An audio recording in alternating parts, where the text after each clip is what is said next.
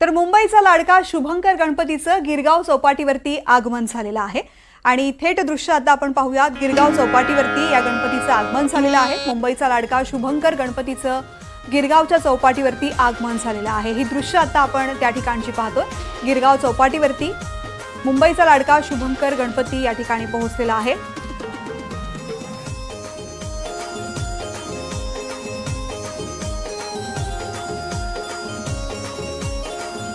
गिरगाव चौपाटीवरती या ठिकाणी मुंबईचा लाडका शुभंकर गणपतीचं विसर्जन मिरवणूक पुढे पुढे सरकतानाचे दृश्य आता आपण पाहतोय। दुसरीकडे लालबागच्या राजाच्या विसर्जन मिरवणुकीला सुद्धा दुपारीच सुरुवात झालेली होती। हळूहळू आता ही विसर्जन मिरवणूक पुढे सरकतीये।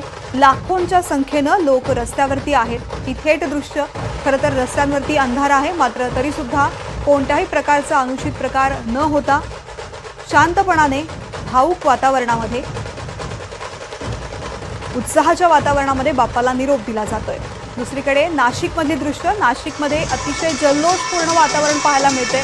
तरुणाई थिरकतीये, डीजेच्या तालावरती ठेका धरतीये आणि या गणरायाला वंदन करतानाच पुढच्या वर्षी पुन्हा ये, लवकर ये अशी प्रार्थना प्रत्येक गणेश भक्त करताना आपण पाहतोय। नाशिकमधल्या या मिरवणुकीमध्ये हनुमानाची वेशभूषा केलेली व्यक्ती सुद्धा आपण पाहू शकतो। तर एकीकडे मुली सुद्धा मोठ्या प्रमाणामध्ये या विसर्जन मिरवणुकीमध्ये सहभागी झालेल्या आहेत।